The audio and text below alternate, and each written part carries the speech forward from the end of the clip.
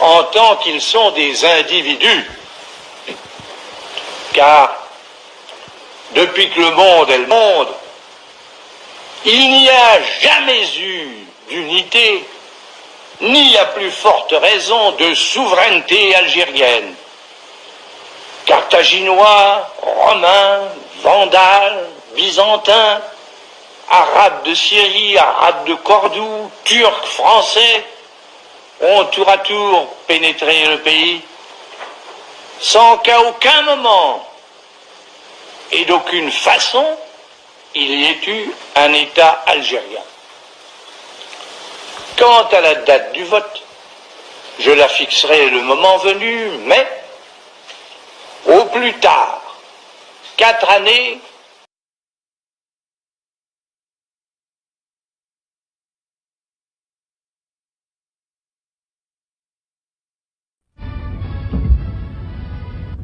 Sire, c'est de l'évolution. Attache la France au Maroc depuis beaucoup de siècles, et surtout dans celui-ci. Vous savez en particulier à quel point nous est chère et respectée la mémoire de votre illustre père, le roi Mohamed V, et combien vous-même êtes chez nous honoré et populaire. Ici, vous êtes, sire, par excellence, le bienvenu. Vive le Maroc!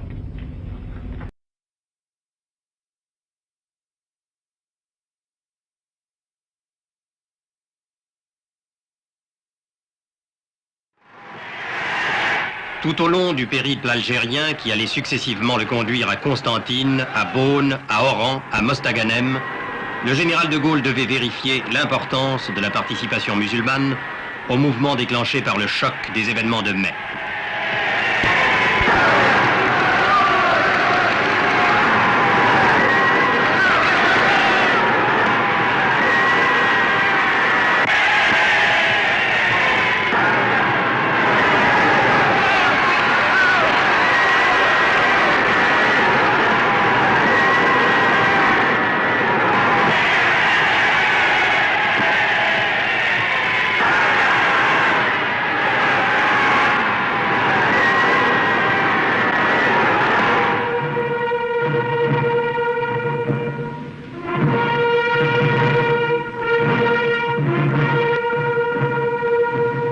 Un émouvant dialogue s'était engagé entre un homme et une foule, animés d'une estime réciproque, décidés l'un et l'autre à rechercher les moyens de régler enfin tout ce qui reste à régler dans ce pays.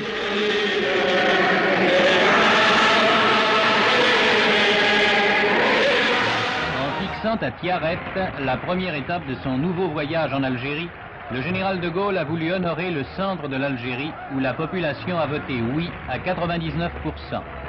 Et la cité de 25 000 habitants a fait au chef du gouvernement une ovation elle aussi unanime. Un peu plus tard,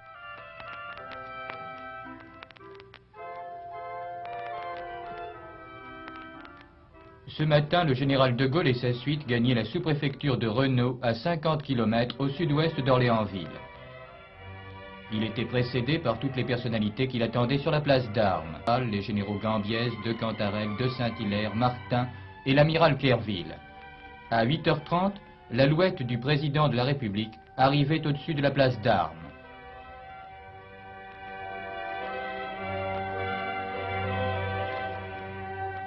Le général de Gaulle était accueilli par le colonel Cazel, commandant le secteur d'Ackermann.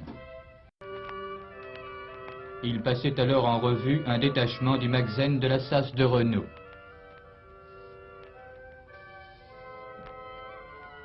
Toute la population s'était groupée pour voir le général qui, là, comme à Saïda, comme à Melhab, serrait sans trêve des mains amicales et confiantes.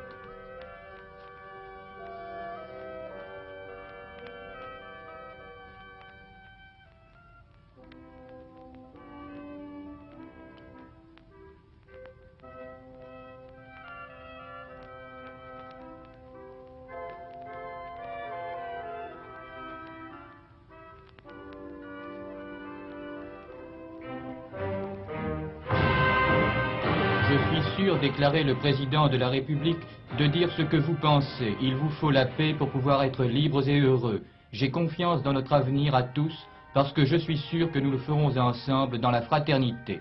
Vive l'Algérie, vive la France. Merci, merci, merci, merci.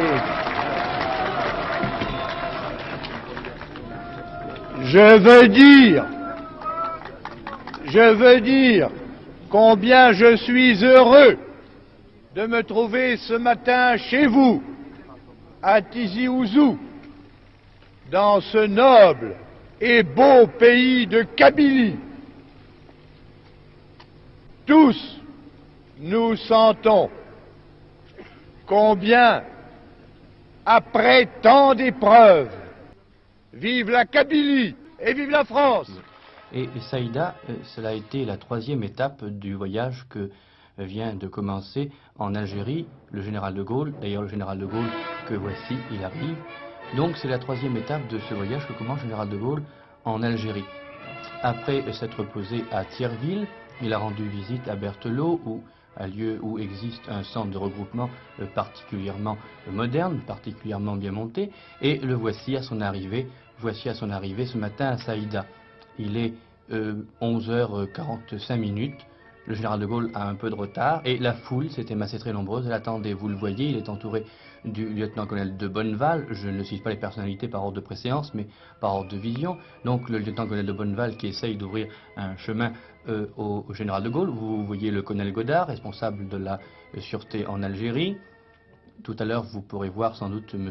Paul Delouvrier, délégué général du gouvernement en Algérie, le général Chal, commandant en chef, et le général Gambiez, qui est responsable militaire de toute l'Oranie, du groupe département de l'Oranie.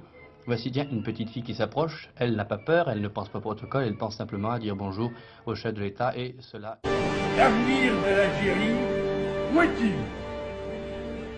Il est entre vos mains, vous autres Algériens, de quelque communauté que vous soyez. C'est à vous de faire l'Algérie nouvelle, l'Algérie de demain. Dans cette Algérie, et en particulier dans cette ville de Tlemcen, qu'il appartient de prendre des responsabilités algériennes, que c'est elle qu'il appartient de prendre des responsabilités que vous vous accordiez et que vous coopérez. Et je crois que pour bâtir votre Algérie de demain... Dans Alger la Blanche, devenue Alger la Tricolore, dès l'instant où Charles de Gaulle se trouva en contact avec ce peuple qui avait chassé de lui-même tout esprit de discrimination, il comprit que de grandes choses pouvaient s'accomplir.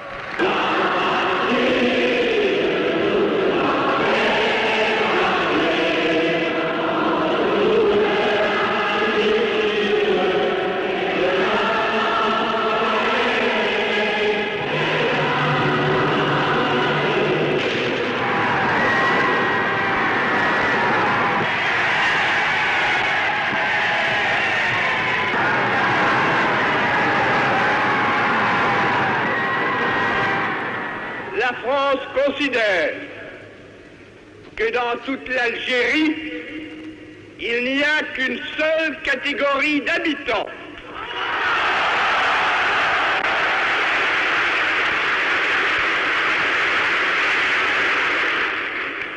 Il n'y a que des Français à part entière. Mostaganem fut la dernière étape du voyage.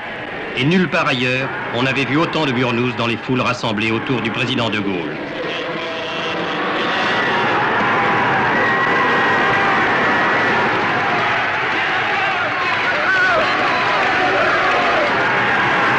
Je porte, a dit de Gaulle, une des plus lourdes responsabilités de l'histoire.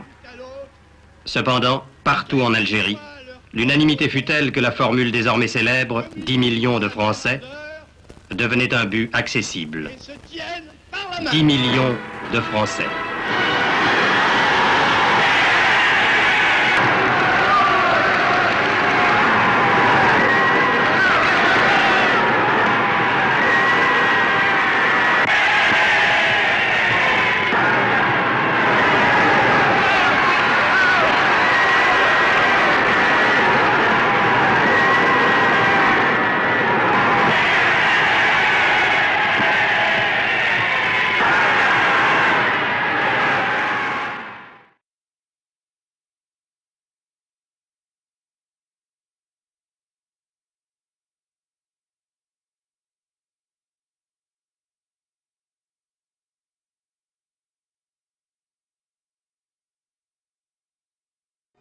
Le croiseur Gloire amène à Cherbourg le sultan du Maroc, Si Mohamed Ben Youssef, qui vient faire à la France une visite d'amitié et de fidélité.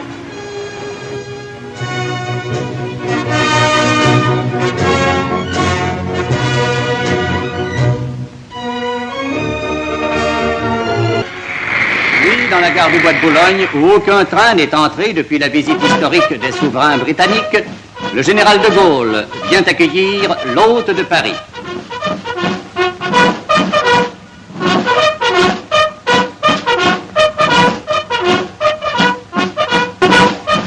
La France républicaine est heureuse d'accueillir le chef d'un vaste empire à la veille de la fête grandiose où elle devait célébrer sa force renaissante.